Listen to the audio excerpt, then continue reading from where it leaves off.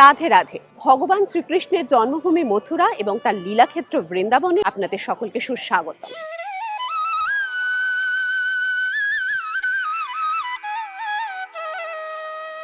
দাপর যুগে ভগবান বিষ্ণুর অষ্টম অবতার শ্রীকৃষ্ণ মথুরাতে জন্মগ্রহণ করেন। তার আবির্ভাবের পর একদা জঙ্গলাকীর্ণ এই অঞ্চল ধীরে ধীরে মধুবন থেকে মথুরা হয়ে উঠেছিল।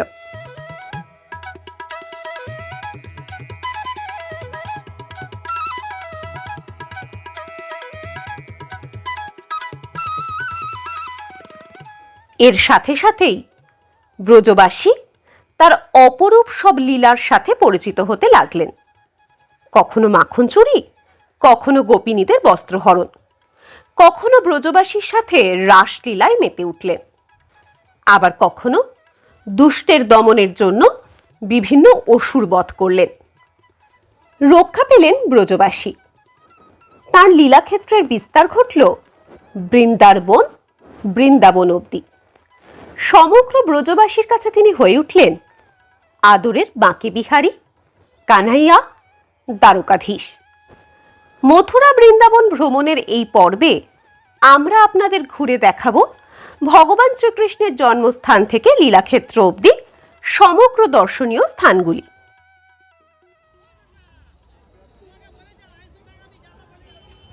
কলকাতা স্টেশন থেকে মথুরা যাওয়ার ডিরেক্ট ট্রেন আছে। প্রতি বুধবার যা দুপুর 1:10 ছেড়ে পরদিন সকাল 9:10 মথুরা জাংশন পৌঁছায়। সেই মতো আমরা ঠিক করলাম বুধবার দুপুরে ট্রেন ধরব। কিন্তু ওই যে কথায় আছে, অভাগা যেদিকে চায় সাগর শুকাইয়া যায়। ট্রেন রিশিডিউল হয়ে দুপুরের ট্রেন সন্ধে ছাড়ল কলকাতা স্টেশন থেকে। আর সকালের পরিবর্তে প্রায় দুপুর নাগাদ আমরা মথুরা জংশন এসে পৌঁছলাম।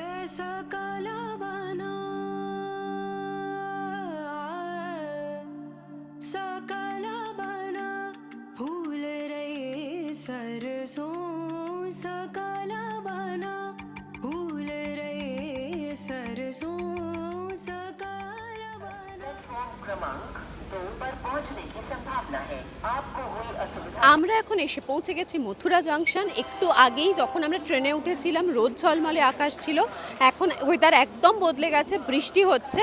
এখন আমরা বাইরে বেরোবো, বাইরে বেরিয়ে অটো করে আমরা প্রথম আজকে যাব বৃন্দাবন। মথুরা জাংশন থেকে বৃন্দাবনের দূরত্ব 18 কিলোমিটার। স্টেশনের বাইরে প্রচুর অটো টোটো পাওয়া যায়। শেয়ারে জনপ্রতি 40 টাকা করে নেবে। সাধারণত প্রেম মন্দির থেকে প্রায় 300 মিটার দূরে নামিয়ে দেয়, তবে গাড়িতে ওঠার আগে এ ব্যাপারে পরিষ্কারভাবে কথা বলে নেবেন।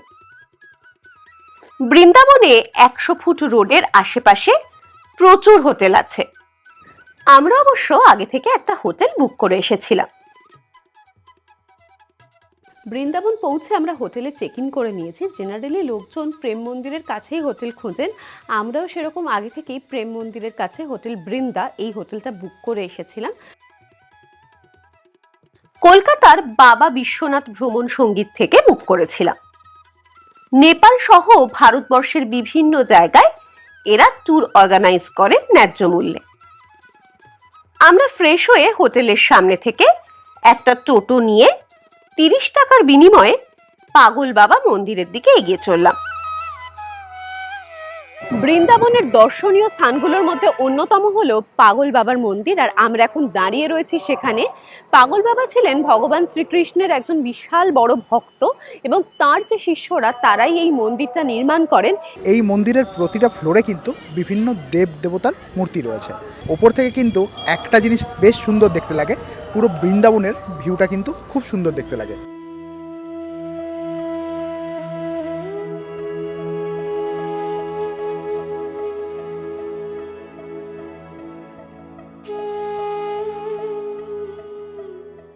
দশ টাকা করে পার হেড টিকিট কেটে আমরা ঢুকে পড়েছি পাগল বাবা মন্দিরের ভেতরে, এবং এর এক একটা ফ্লোরে এক এক রকম বিষয় রয়েছে। আমরা এখন রয়েছি প্রথম তলায় এবং এখানে এই পুতুলের মাধ্যমে বিভিন্ন পৌরাণিক কাহিনীকে বর্ণনা করা হয়েছে, সেটাই এখন ঘুরে ঘুরে আমরা দেখছি।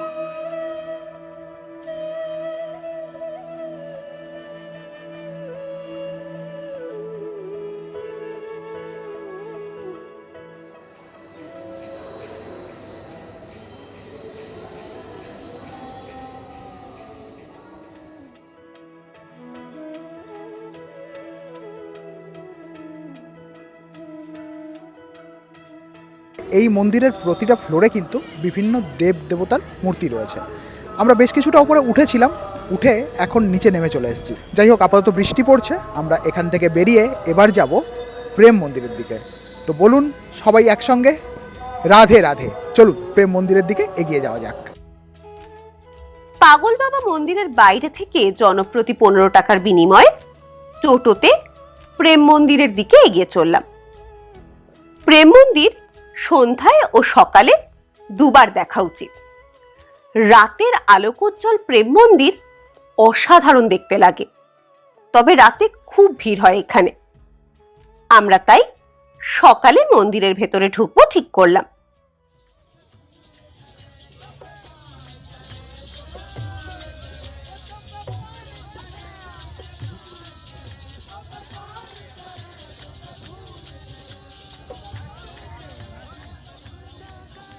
এই অঞ্চলে অনেক খাবারের দোকান আছে। এরকমই একটা দোকান থেকে অল্প কিছু খেয়ে আমরা আশেপাশের দোকানগুলো ঘুরে দেখতে লাগলাম।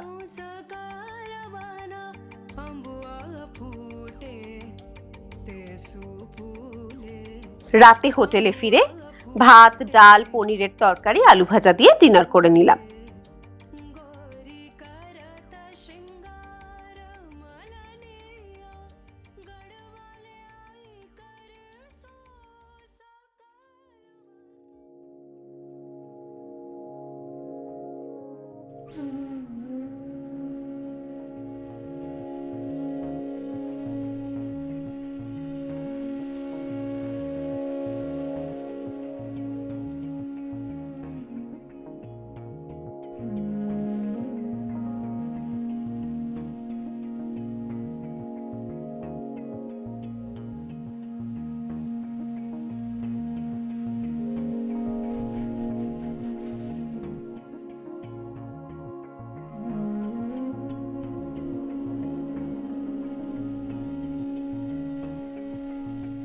জগৎগুরু শ্রী কৃপালুজি মহারাজ নির্মিত প্রেম মন্দিরে আমরা আজকে সকাল সকাল এসে গেছি, কিন্তু প্রচন্ড রোদ্দুর, তাকানো যাচ্ছে না। এই পুরো মন্দিরটা অনেকটা জায়গা জুড়ে। এই মন্দিরটা আমরা ভেতরে যাব, ঘুরে দেখব। তার আগে জুতো খুলে রাখতে হয়েছে, আর ব্যাগ আলাদা করে বাইরে প্রাইভেটে রাখতে হবে। এমনি পার্স, মোবাইল আনতে পারবেন, কিন্তু বড় ব্যাগ এখানে আনা যাবে না।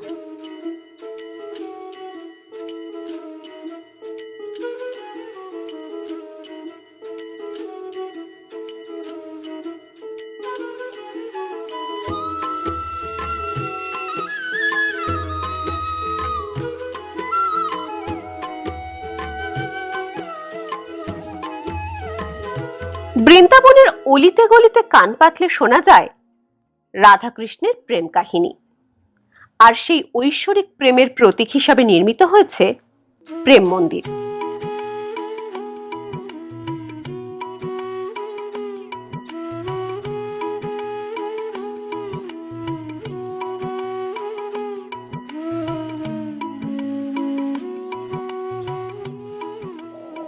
রাধে রাধে, আমরা এখন দাঁড়িয়ে আছি প্রেম মন্দিরের সামনে। আমার পেছনেই দেখতে পাচ্ছেন প্রেম মন্দির। প্রচণ্ড রোদ্দুর, এখন কিন্তু বর্ষার শেষ সময়, তাও কিন্তু ভালো গরম রয়েছে। একটা ব্যাপার আমি লক্ষ্য করছি এখানে, যে আমরা এরকম কটকটে রোদ্দুরে যে সমস্ত জায়গায় গেছি, সেই জায়গায় কিন্তু মেঝেতে পা দেওয়া যায় না, প্রচণ্ড কষ্ট হয়। কিন্তু অবাকভাবে এই জায়গায় যে মেঝে আছে, এটা কিন্তু পাথরের তৈরি মেঝে, কিন্তু তাও হাঁটতে কোনো অসুবিধা হচ্ছে না। তাই আপনারা রোদ্দুরের সময় এলেও আপনাদের কিন্তু অসুবিধে হওয়ার কথা না।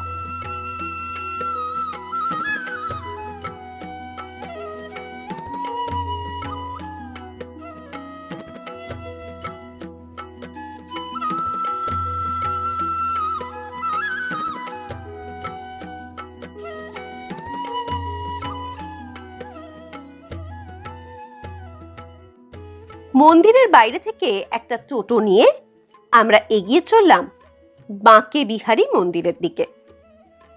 ভাড়া নিল জনপ্রতি 20 টাকা। মাথায় রাখবেন, মন্দিরের বেশ কিছুটা আগে অবধি টোটো যায়। প্রায় 200 মিটার মতো পথ হাঁটতে হবে। এই পথে বাঁদরের খুব উৎপাত, তাই নিজের মোবাইল, ব্যাগ, চশমা খুব সাবধানে রাখবেন। এই হাঁটা পথটি একটা জায়গায় বাঁদিকে ঘুরে বাঁকে বিহারী মন্দিরের দিকে ঘুরে যায়। এখানে কোনো দোকানে প্রসাদের জন্য মিষ্টি নিলে জুতো রাখতে দেয়। এখানে জুতো রাখলে সুবিধা হবে, নইলে জুতোর জন্য ঘুরে ভিড়ের মধ্যে আবার ঢুকতে হবে। আমরা এখন এসে পৌঁছে গেছি বাঁকে বিহারী মন্দিরে। এখানে ভীষণ ভিড়, ঢোকার সময়টাতেই মেনলি প্রচণ্ড ক্যাওস, জুতো রাখার একটা সমস্যা রয়েছে। যাই হোক, সব করে আমরা এখন একদম ঢোকার মুখে। চলুন তাহলে ভেতরে যাওয়া যাক। বাঁকে বিহারী কি যায়, বলো বাঁকে বিহারী কি জয়। বাঁকে শব্দটির অর্থ হলো বাঁকানো, আর বিহারী শব্দের অর্থ আনন্দিত।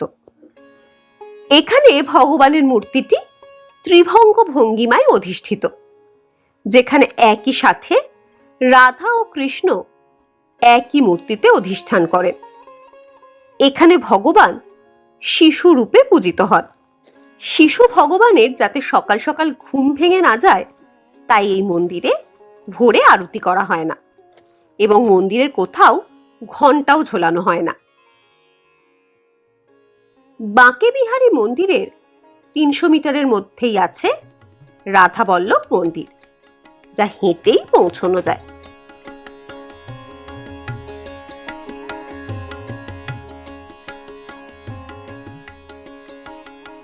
ষোলশ শতাব্দীতে হরিবংশ মহাপ্রভুর নির্দেশনায় লাল বেলে পাথর দিয়ে এই মন্দির নির্মিত হয়। রাধা বল্লভ কথাটির অর্থ হল রাধার সঙ্গী। এখানে মন্দিরের মূল দেবতা শ্রীকৃষ্ণ রাধার সঙ্গী হিসাবে অধিষ্ঠান করেন, এবং তার পাশে একটি মুকুট থাকে, যা শ্রী রাধার উপস্থিতি নির্দেশ করে। রাধা বল্লভের নিরবিচ্ছিন্ন দর্শন এড়াতে প্রতি 5 মিনিট অন্তর পর্দা টানা হয়, কারণ বিশ্বাস অনুযায়ী যদি দর্শনে বাধা না দেওয়া হয়, রাধা বল্লভজি মন্দির শূন্য রেখে ভক্তদের বাড়ি গমন করতে পারেন। এজন্য বলা হয় শ্রী রাধা বল্লভ দর্শন দুর্লভ। राधा रमन जाओगे? कितना लोगे? 2 50 40 नहीं होगा? 20 रुपये सवारी इंतजार करना पड़ेगा, फिर 5 सवारी आएगा फिर चलो 50 টাকা। मंदिर का नजदीक तक छोड़ोगे ना? 150 मीटर पहले। अच्छा, আমরা এগিয়ে চললাম রাধা রমন মন্দিরের দিকে। বৃন্দাবনের সীমানা দিয়ে বয়ে গেছে যমুনা নদী। স্থানীয়রা যমুনাকে মাতৃজ্ঞানে পূজা করেন। টোটো এই যমুনার ঘাটেই নামিয়ে দেবে। এখান থেকে রাধারমন মন্দির পায়ে হেঁটে 200 মিটার মতো। রাধারমন শব্দটির অর্থ হল রাধার প্রেমিক। মন্দিরে দেবী রাধার সাথে কৃষ্ণের মূল শালিগ্রাম শিলার দেবতা আছে। শ্রী চৈতন্য দেবের এক শিষ্য গোপাল ভট্ট এই মন্দির প্রতিষ্ঠা করেন।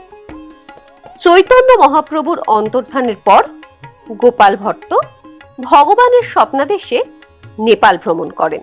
সেই সময় নেপালের কালীগণ্ডকী নদীতে স্নান করার সময় তার কলসিতে মোট 11টি শালিগ্রাম শিলা প্রবেশ করে।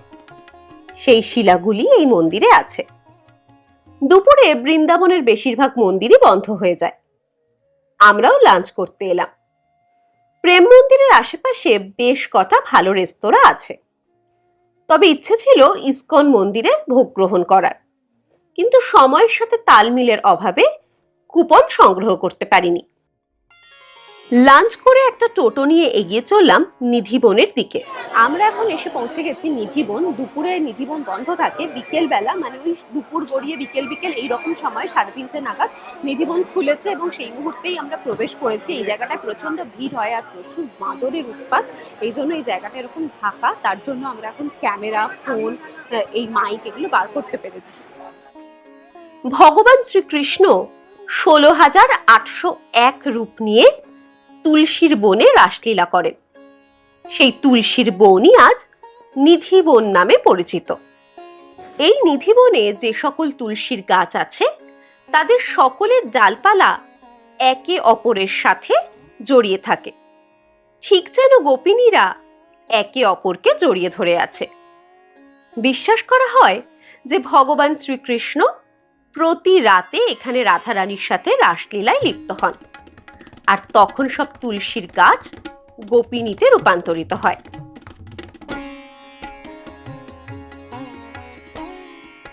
এখানে রংমহল নামে একটি মন্দির আছে। সকলের বিশ্বাস রাসলীলার পর রাধা ও কৃষ্ণ এখানে রাতে বিশ্রাম নেন। এখানে সন্ধ্যার পর প্রবেশ নিষিদ্ধ। কথিত আছে যে সকল ব্যক্তি রাতের সময় ভগবানের রাসলীলা দেখার চেষ্টা করেছেন তারা হয় পাগল হয়ে গেছেন বা মারা গেছেন। তাই আশেপাশের বাড়িগুলোর জানলা অবধি পর্দা দিয়ে ঢাকা থাকে।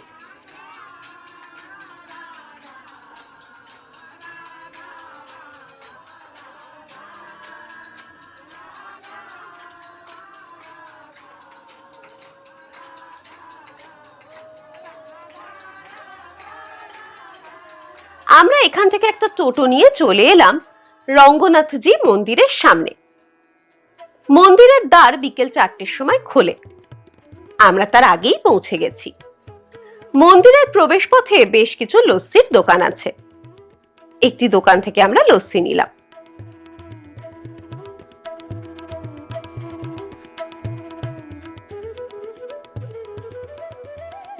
এখন আমরা এসে পৌঁছে গেছি রঙ্গনাথজি টেম্পলের সামনে।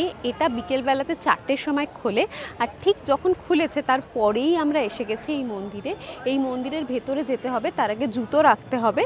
আর ভেতরটা শুনেছি সাউথ ইন্ডিয়ান স্টাইলে তৈরি, তো সেটা ভেতরে না গেলে দেখতেও পাচ্ছি না আর আপনাদের সাথে শেয়ারও করতে পারছি না। চলুন এখন আগে ভেতরে গিয়ে দর্শন করি।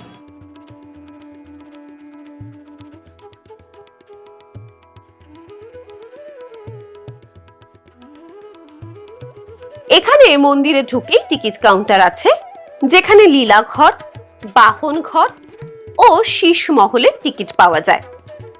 কম্বাইন টিকিট মূল্য 20 টাকা। লীলা ঘরে শ্রীকৃষ্ণের বিভিন্ন লীলা প্রদর্শিত হয়েছে। বাহন ঘরে প্রভুর বিভিন্ন রকমের বাহন প্রদর্শিত করা হয়েছে।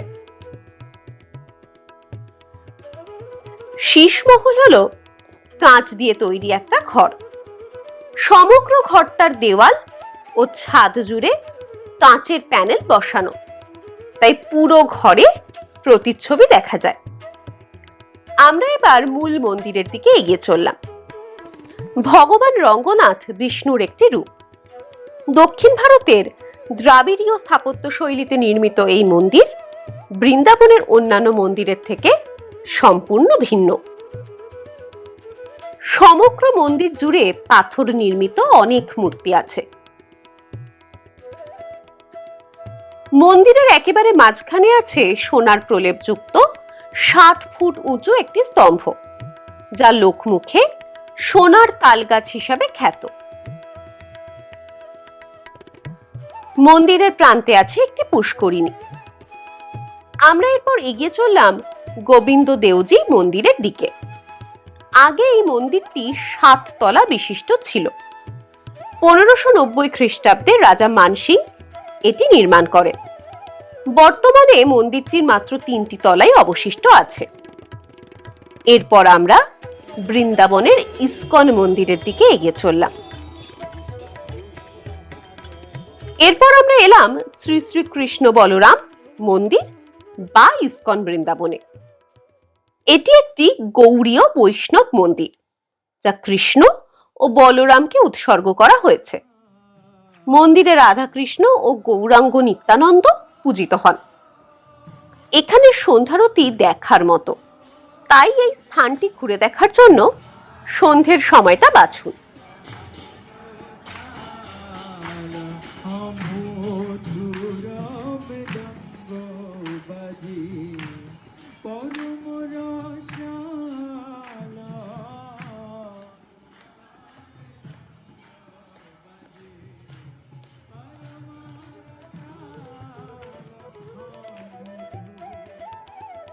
এখানে বিভিন্ন প্রসাদের স্টোর আছে।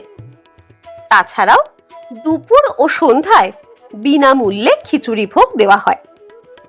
আমরা প্রসাদ গ্রহণ করে এবার হোটেলে ফিরে চললাম।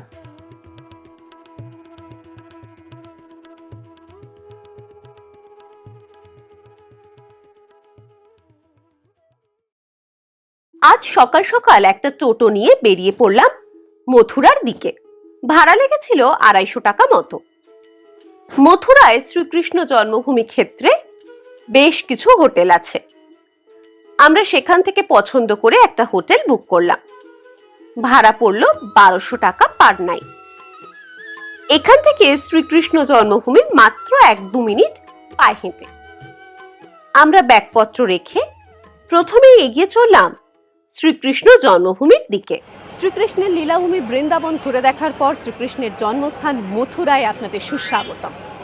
এখানে মূলত 3টে মন্দির আছে। কেশবদেব মন্দির, যা কৃষ্ণকে উৎসর্গ করা হয়েছে। ভাগবত ভবন, যেখানে প্রধান দেবতা রাধাকৃষ্ণ। আর রয়েছে গর্ভগৃহ। ভেতরে ক্যামেরা, মোবাইল নিয়ে যাওয়া নিষিদ্ধ। পাশেই ক্লোক রুম আছে, সেখানে সব জমা রেখে তারপর ভেতরে প্রবেশ করতে পারবেন। শ্রীকৃষ্ণ জন্মভূমি কমপ্লেক্সের ঠিক পাশেই এই যে পুষ্করিণী, এটি হলো পত্রাকুণ্ড বা বলা ভালো পবিত্র কুণ্ড। এটা নিয়ে নানান রকম গল্প প্রচলিত আছে। মনে করা হয় দেবকী এবং বাসুদেব এই পবিত্র কুণ্ডে স্নান করতেন এবং শ্রীকৃষ্ণের জন্মের পর তার জামা কাপড় ধোয়া হতো এই পবিত্র কুণ্ডে। তাই জন্যই এটি ভীষণ পবিত্র বলে এখনো মনে করা হয়। এরপর আমরা একটা টোটো নিয়ে এগিয়ে চললাম দ্বারকাধীশ মন্দিরের দিকে। এখানে ভগবান শ্রীকৃষ্ণকে দ্বারকানাথ রূপে পুজো করা হয় তার প্রিয়তমা রাধার সাথে। বৃন্দাবন ঘুরে এখন আমরা চলে এসেছি শ্রীকৃষ্ণের জন্মভূমি মথুরায় এবং প্রথমেই আমরা যে জায়গাটায় চলে এসেছি আজকে ঘুরে দেখতে, সেটা হচ্ছে দ্বারকাধীশ। এটি মথুরার অন্যতম একটি গুরুত্বপূর্ণ মন্দির, যা 1814 সালে শেঠ গোকুল দাস পারিখ নির্মাণ করেন। সমগ্র মন্দির জুড়ে রাজস্থানী শিল্পশৈলী চোখে পড়ে। এরপর যমুনা ঘাট ঘুরে একটা টোটো নিয়ে আমরা এগিয়ে চললাম কংসের কেল্লার দিকে।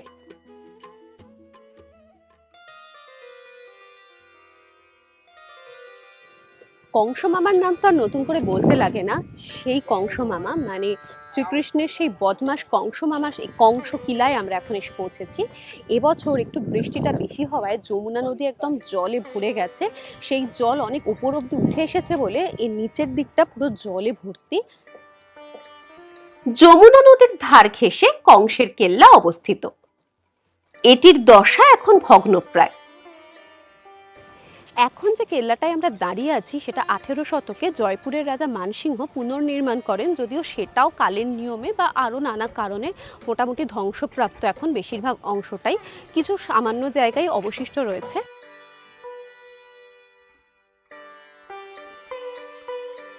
আর ওই যে দূরে ওখানটায় রয়েছে বিশ্রাম ঘাট, যেখান থেকে আমরা একটু আগেই ঘুরে এলাম। বলতে বলতেই বৃষ্টিও এসে গেছে। এখন ফেরা যাক, বিশ্রাম ঘাটের গল্প পরে হবে। আমরা এবার শ্রীকৃষ্ণ জন্মভূমি চত্বরে ফিরে একটা রেস্তোরাঁ থেকে লাঞ্চ সেরে হোটেলে ফিরে একটু বিশ্রাম নিলাম। মথুরা বৃন্দাবনের সব মন্দিরই প্রায় বিকেল 4টে অবধি বন্ধ থাকে। তাই 4টের একটু আগে আমরা রওনা দিলাম গোকুলের উদ্দেশ্যে। যাওয়ার পথে দেখে নিলাম যমুনা নদীর ওপর অবস্থিত গোকুল ব্যারেজ। গোকুলে পৌঁছে সবার আগে এলাম নন্দ যশোদা ভবন ঘুরে দেখতে। গোকুল জায়গাটির সাথে ভগবান শ্রীকৃষ্ণের ছেলেবেলার অনেক স্মৃতি জড়িত। এই মহলটি ভগবান শ্রীকৃষ্ণের পালক পিতা নন্দ মহারাজ ও পালক মাতা যশোদার আবাসস্থল ছিল, যেখানে তারা একসাথে কৃষ্ণ ও বলরামকে বড় করেছিলেন। এটি শ্রীকৃষ্ণের শৈশবের লীলাক্ষেত্র হিসাবে পরিচিত। তারপর আমরা এগিয়ে চললাম রমন রেতির দিকে। প্রথমেই এর উল্টো দিকে ডিয়ার পার্ক ঘুরে নিলাম। আমরা এখন চলে এসেছি রমন রেতি, আর রমন রেতির উল্টো দিকেই রয়েছে ডিয়ার পার্ক, যেখানে হরিণ ছাড়াও আরো বেশ কিছু প্রাণী রয়েছে। এখানে চাইলে আপনারা খাবার খাওয়াতে পারেন, ওদের বাইরে খাবার বিক্রি হয়। এখন আমরা রয়েছি রমন রেতিতে।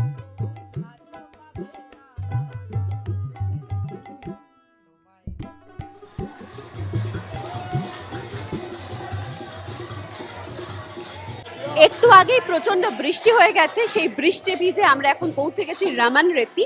আর পিছনেই দেখুন সবাই কৃষ্ণ রাধা নামে কিরকম মত্ত। রমন রেতি এই সেই জায়গা যেখানে ভগবান শ্রীকৃষ্ণ তার বাল্যকালে খেলাধুলা করতেন। আর রেতি কথাটি এসেছে বালি, স্যান্ড থেকে। দেখতেই পাচ্ছেন চারদিকে প্রচুর বালি, প্রচুর মানুষ, ভক্ত, কৃষ্ণের ভক্ত যারা, তারা এখানে গড়াগড়ি খান এই বালিতে।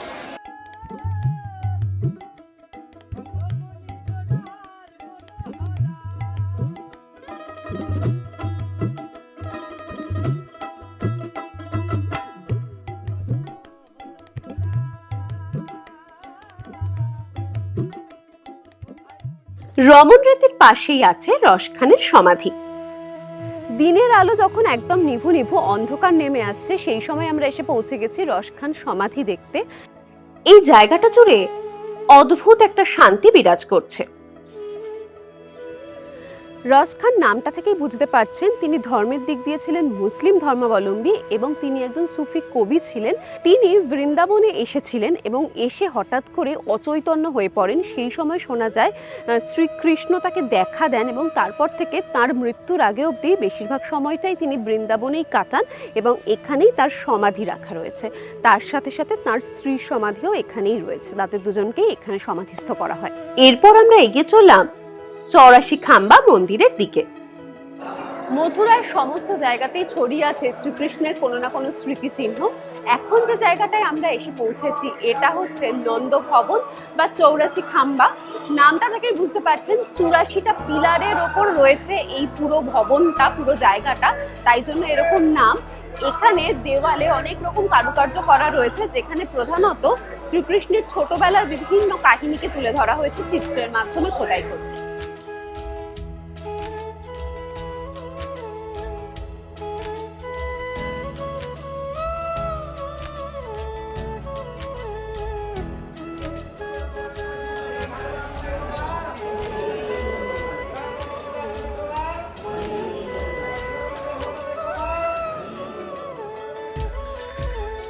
এখান থেকে আমরা টোটোতে ফিরে এলাম শ্রীকৃষ্ণ জন্মভূমিতে আমাদের হোটেলে। রাতে শ্রীকৃষ্ণ জন্মভূমি আলোয় সেজে উঠেছে। পরদিন সকালে টোটো নিয়ে আমরা এগিয়ে চললাম মথুরা জাংশন স্টেশনের দিকে। সেখান থেকে ট্রেনে বাড়ি ফেরার পথ ধরলাম।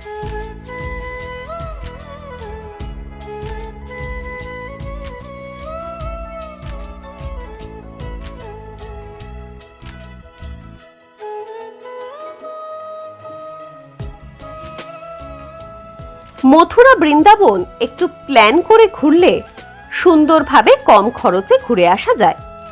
শুধু বেশ কিছু স্ক্যাম হয় এখানে, সেগুলো এড়িয়ে চলতে হবে। বিশেষ করে টোটো বুক করা, পুজো দেওয়া, জিনিস কেনাকাটার সময় খুব সতর্ক হয়ে দরদাম করে তবেই কিনবেন। আর এখানে প্রচুর বাঁদরের উৎপাত, তাই মোবাইল ফোন, ক্যামেরা, টুপি, চশমা, খাবার জিনিস, সাইড ব্যাগ খুব সাবধানে নিজের কাছে রাখবেন।